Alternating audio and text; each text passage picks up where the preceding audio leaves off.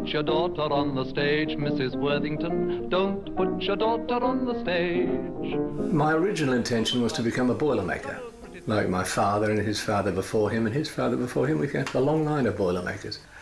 Because I'd like to say I always felt I wanted to be an actor, but that's not really true, because I didn't ever think that I could be an actor. I was 4 years old. I had absolutely no say in it. And my mother was a dancer. She retired, and I took over her ambitions. I suppose the time when I was very small, when I enjoyed being a performer, and I knew it meant a lot to me, was performing on the top of an air raid shelter. In those times, before television, there were dancing schools almost on every corner. They were in every suburb, and everybody's little girl's ambition was to be on the stage. But for God's sake, you put a child to speech classes and violin classes and dancing classes and all those sorts of classes, and you're really encouraging the performer in a child. My mother took me to theatres when I was about 10, 12. I went and saw Gladys Moncrief in the J.C. Williamson musicals. I saw Gilbert and Sullivan. I was wandering down Exhibition Street one rainy Saturday afternoon.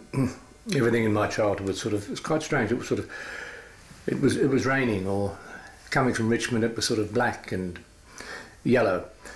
And I stopped outside Her Majesty's Theatre, and there on the wall outside, they've still got those glass cases, was the bill of a show on, and it was Rose Marie, in fact. I'd never been to a live theatre in my life. It was like sort of St Paul on the road to Damascus moment for me, I suppose. She used to take me backstage at the Tivoli. We'd go to a matinee and she'd take me backstage to meet some of her friends, dancers. I remember one lady, her name was Lily Coburn. She worked with Jim Gerald, and I was so proud that my mother knew these people on the stage. Matinee was about to begin, and I think it was one and a penny to get in.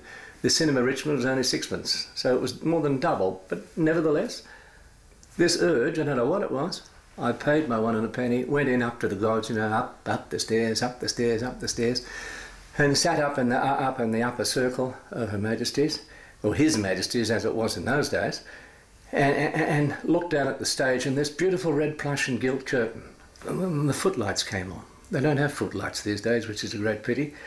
And I realised something was going to happen, a sort of sense of anticipation, because I had acne at the time, and my acne began to throb with sort of excitement.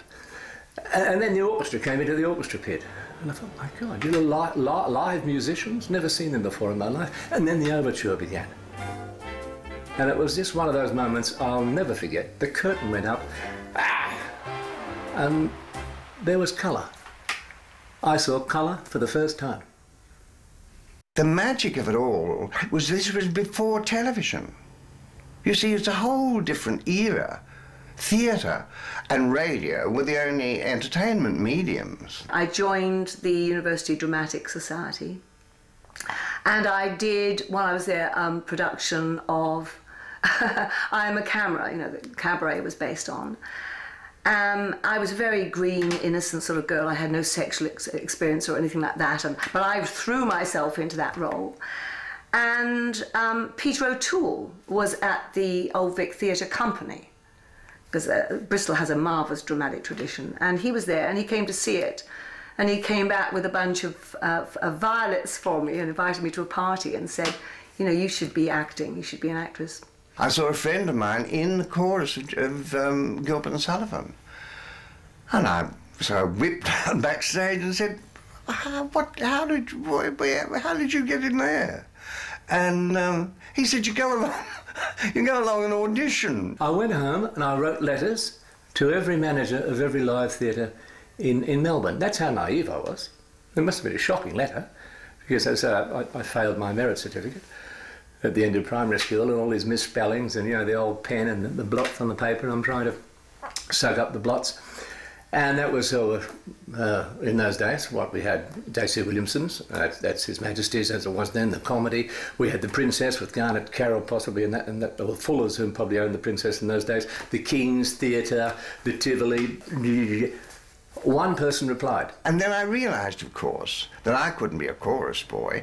I wasn't built for it. I was a long, gangly, you know, plain boy. With Google eyes and, you know, great big Adam's apple sticking out. And I used to sing, down by the Ohio, there is the sweetest little oh my oh, and you know, things like that. They were looking for some big butch man to come out and sing, oh, what a beautiful morning. David N. Martin, the managing director of the Tivoli Theatre, the Tivoli Circuit as it was in those days, but the headquarters was in Melbourne. And he replied, come and see me. And I went to see David N. Martin, and he gave me a job as a wardrobe boy at the old Tivoli Theatre. I was, what, 15. The Tivoli was Australia's major producer of variety theatre in vaudeville for over 70 years and toured to all our major capital cities. It was vibrant, cheap and cheerful. It was great family entertainment. They were only allowed one bloody per show.